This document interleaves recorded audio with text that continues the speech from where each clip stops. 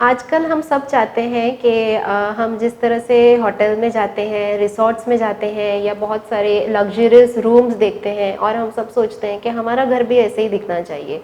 और कुछ लोगों को तो उसमें इंटरेस्ट भी आ जाता है कि हम भी तो ये कर सकते हैं।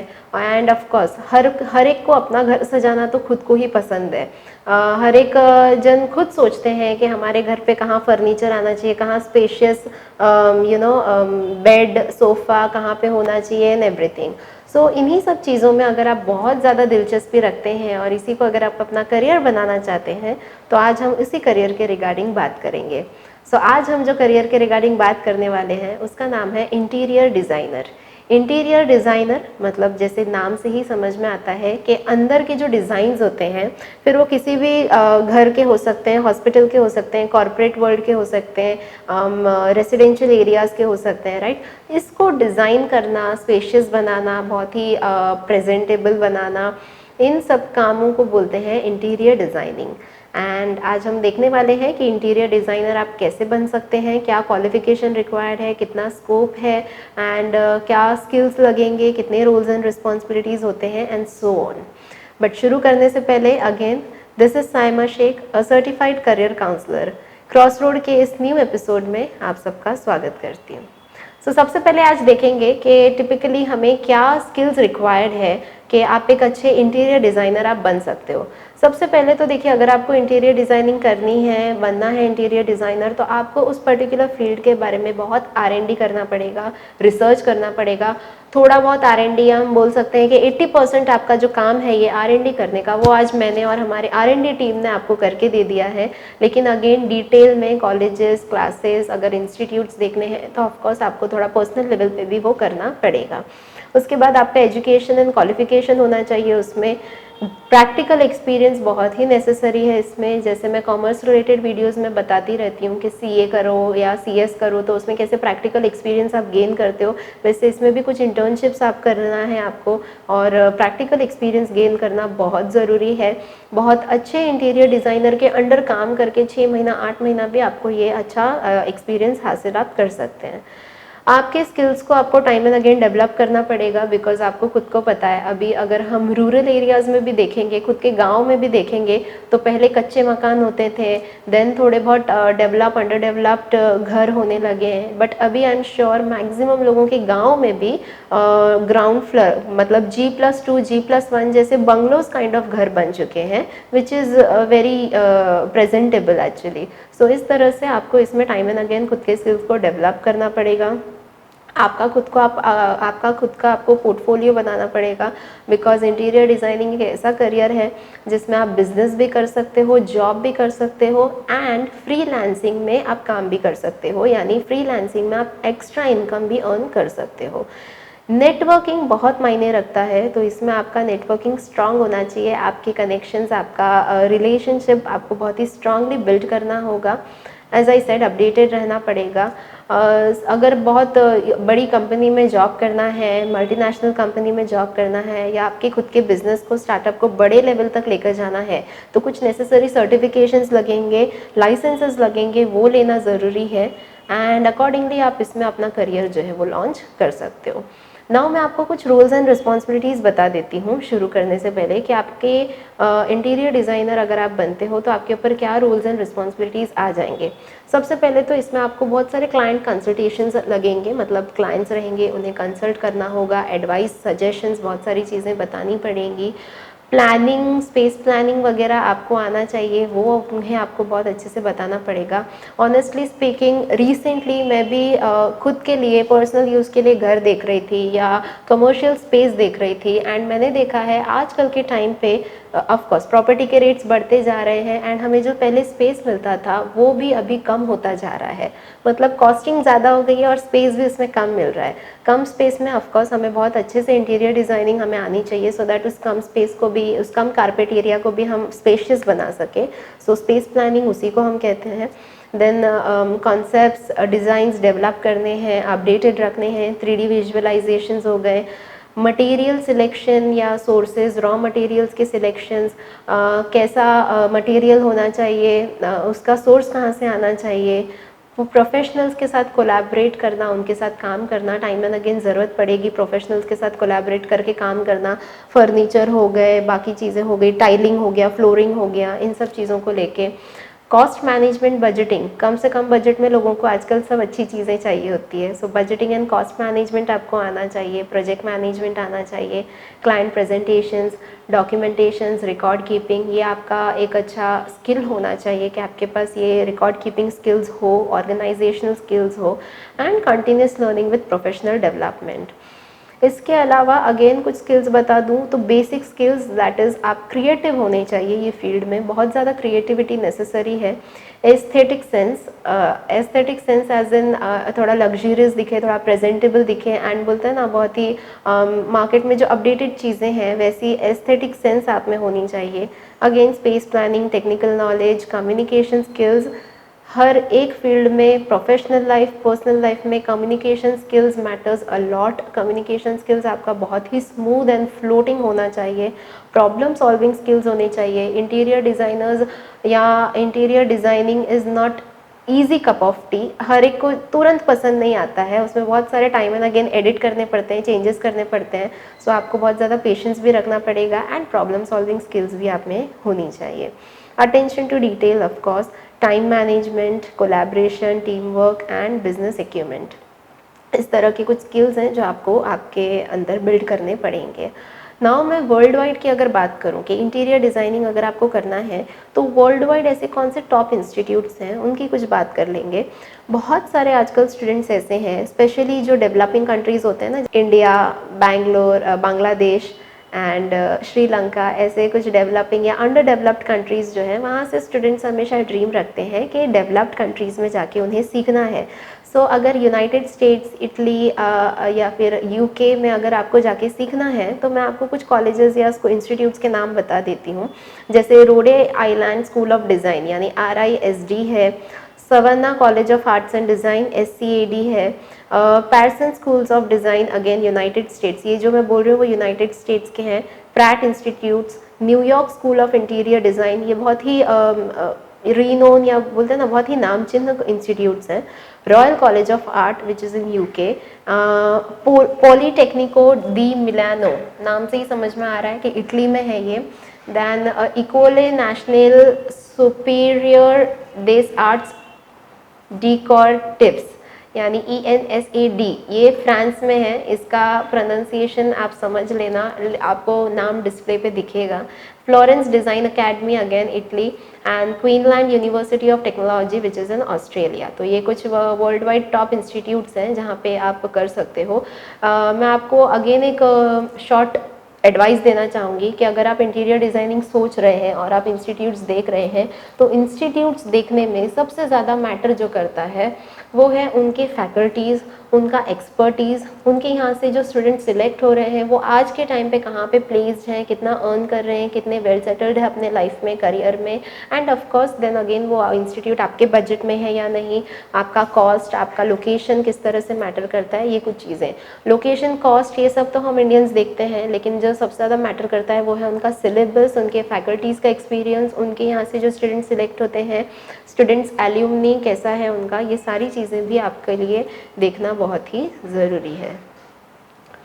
बात करते हैं अभी कि कौन सी डिग्री आप ले सकते हैं इंटीरियर डिज़ाइनिंग करने के लिए और डिज़ाइनर बनने के लिए। देखिए 10+2 तो बहुत ही नेसेसरी है, 10+2 आजकल हर एक करियर में बहुत नेसेसरी है, बट 10+2 होने के बाद 3 ऑप्शन आ जाता है आपके पास। एक तो ये कि आप बैचलर डिग्री के लिए भी जा सकते हो, बिकॉज 10+2 किया है, HSC कंप्लीटेड है, सो बैचलर्स के लिए भी आप जा सकते हो। देन आता है डिप्लोमा कोर्सेज भी आप कर सकते हो, एंड उसके अलावा कोई प्राइवेट कोर्सेज कर सकते हो 12th पास होके, देन कोई भी प्राइवेट कोर्सेज करके आप, या फिर डायरेक्टली ऐसे कुछ प्रोफेशनल कोर्सेज करके भी आप इंटीरियर डिज़ाइनिंग कर सकते हो, डिज़ाइनर बन सकते हो। पर्सनली अगर पूछने चाहोगे आप कि किस तरह से आपको जाना है, तो देखो अगर आप अभी 10th में हो या 12th में हो और आपको आइडिया आ गया है कि आपको इंटीरियर डिज़ाइनिंग में करियर करना ही है, तो आई विल सजेस्ट कि आप एक बैचलर डिग्री होल्ड करो, बिकॉज एट द एंड हम सब ये भी चाहते हैं कि एक इनर फीलिंग होती है कि हम एक बैचलर डिग्री तो हमारे पास होनी चाहिए। कितने ऐसे डिप्लोमा स्टूडेंट्स हैं जो बाद में डिप्लोमा करने के बाद अगेन बैचलर डिग्री लेना प्रेफर करते हैं, तो वो आगे अगेन आपको एक एडिशनल इन्वेस्टमेंट नहीं आएगा। अगर आपका ऑलरेडी डिसाइडेड है आपको इंटीरियर डिज़ाइनिंग करना है तो you can go for bachelor directly. अगर कम टाइम है, साल 2 साल 3 साल में कंप्लीट कर, बिकॉज बैचलर्स काफ़ी बार 4 इयर्स का होता है, साल 2 साल 3 साल में कंप्लीट करना है तो you can go for diploma also, बहुत सारे कोर्सेज अवेलेबल हैं। एंड अगर 6-8 महीने में 1 साल में कंप्लीट करना है, 12th के बाद ज़्यादा स्टडीज़ आगे कंटिन्यू नहीं करना है तो you can also go for professional courses. Bachelor करने के बाद अगेन मास्टर्स करना हो तो मास्टर्स भी अवेलेबल है इंटीरियर डिज़ाइनिंग में। आजकल ऐसे बहुत सारे करियर ऑप्शंस अवेलेबल हो गए हैं जहाँ पे बैचलर्स मास्टर्स सारी डिग्री अवेलेबल हो गई है। सो बात करते हैं कि बैचलर डिग्री अगर करनी हो तो ऐसे कौन से बैचलर कोर्सेज हैं, डिग्रीज़ हैं जो आप कर सकते हो। बात करेंगे सबसे पहले आर्ट्स की कि BA इन इंटीरियर डिज़ाइनिंग आप कर सकते हैं। इसका ड्यूरेशन 3 साल का ही होता है, which is bachelor in arts and interior designing. Then again bachelor of architecture interior designing which is of 5 years duration. Bachelor of interior designing duration 4 साल या 5 साल का होता है, डिपेंड करता है आप कौन से कॉलेज से कर रहे हो और कौन से एरा में कर रहे हो। इसका कोर्स का नाम CEPT कोर्स, यानी इस तरह से इसको शॉर्ट फॉर्म में दिया गया है। BA interior architecture and designing 3 years again. Bachelor of designing which is BDES interior designing में, ये बैचलर ऑफ डिज़ाइनिंग का एक डिग्री है, 4 साल का इसका ड्यूरेशन होता है। एंड अगर साइंस बैकग्राउंड से हो तो BSc इन इंटीरियर डिज़ाइनिंग भी आप कर सकते हो जो 3 साल का होता है। इसके अलावा associate degree in interior designing या डिप्लोमा सर्टिफिकेट प्रोग्राम्स, ये सब भी हैं जो आप कर सकते हो। इसका ड्यूरेशन भी 3 to 4 years डिफ़र करता है। एंड इसके अलावा अगर बात करेंगे कि एंट्रेंस एग्ज़ाम्स रिक्वायर्ड है या नहीं, बैचलर के अलावा कुछ ऐसे इंटीरियर प्रोग्राम्स हैं इंटीरियर डिज़ाइनिंग के जिसमें बैचलर एंट्रेंस भी रिक्वायर्ड होता है। तो एंट्रेंस टेस्ट सच एज नाटा NATA नाटा या CEED सीड NID या CEPT एंड स्टेट वाइज कुछ एंट्रेंस टेस्ट होते हैं। इस तरह के कुछ टॉप इंस्टीट्यूट्स हैं या कुछ डिप्लोमा प्रोग्राम्स हैं जो आपके एंट्रेंस टेस्ट लेते हैं अगर आपको उसमें प्रोफेशनल डिग्री करनी है तो।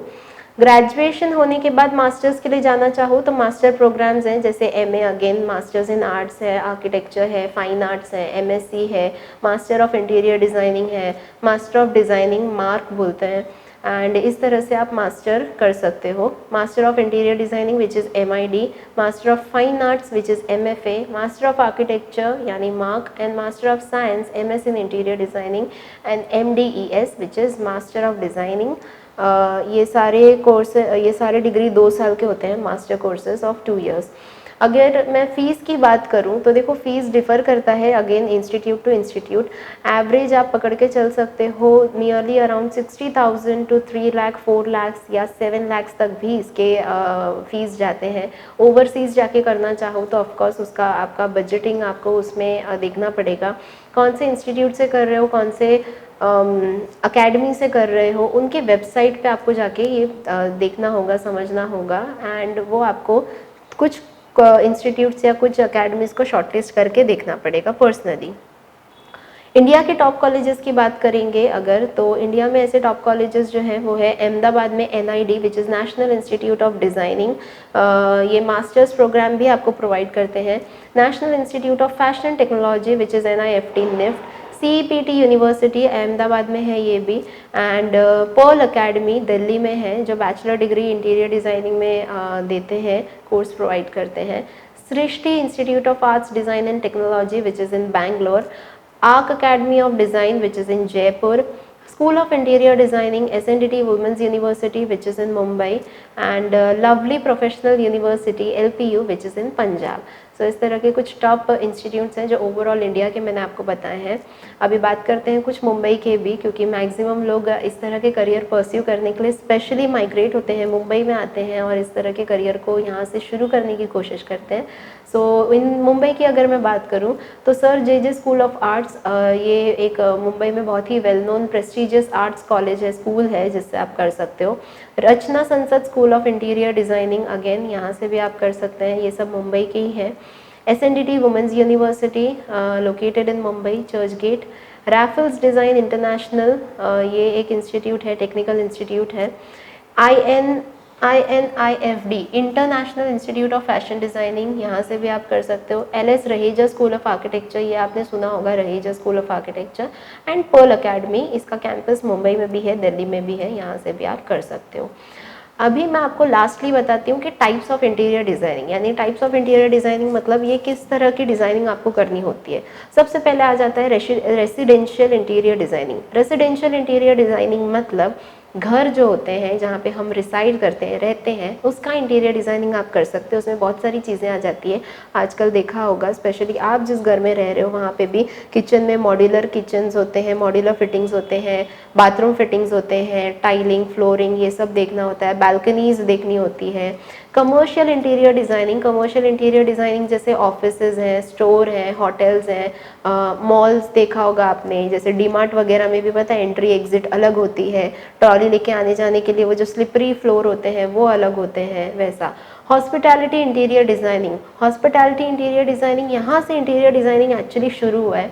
इतने प्रेजेंटेबल या इतने अट्रैक्टिव हॉस्पिटल्स होते हैं, सॉरी होटल्स होते हैं, रिसोर्ट्स होते हैं। सो वहाँ से बेसिकली हमें कभी कभार ख्याल आता है कि ऐसा लाइटिंग, डिम लाइटिंग देखी होगी, येलो लाइटिंग्स देखी होंगी, तो वहाँ से कभी कभार ख्याल आता है कि हमारे घर पे भी ऐसे होना चाहिए। सो ऑफ कोर्स वहाँ पे भी आप जॉब कर सकते हो, बिजनेस कर सकते हो उस कोर एरिया में भी। हेल्थ केयर इंटीरियर डिज़ाइनिंग यानी हॉस्पिटल, क्लिनिक्स, डेंटल क्लिनिक्स, ये सारी चीज़ों को आप किस तरह से प्रेजेंटेबल बना सकते हो। Retail interior designing, retail interior exhibition या म्यूजियम्स डिज़ाइन, कितना लेआउट रखना है, कितना फ्लोरिंग रखना है, अगेन कॉस्टली कितने होने चाहिए, मतलब कॉस्ट मैनेजमेंट में कितने आने चाहिए, डिस्प्ले केसेस कैसे होने चाहिए, लाइटिंग वगैरह। सस्टेनेबल इंटीरियर डिज़ाइनिंग या इको फ्रेंडली इंटीरियर डिज़ाइनिंग भी होता है, जहाँ पे आपको केमिकल फ्री चीज़ें रखनी है, केमिकल फ्री रखना है उसको, ऐसे एफिशिएंट, एनर्जी एफिशिएंट चीज़ों को आपको यूटिलाइज करना है। And of course interior styling which is furniture, accessories, fabrics, colours, textures, ये सारी चीज़ें आपको देखनी रहती है। बात करूँ इसमें सैलरी की या इसके प्रॉफिट की, तो अगेन इनिशियली आप 50 to 60,000 अर्न कर सकते हो इसमें per month, depending again upon your company, upon your interview, upon your practical experiences.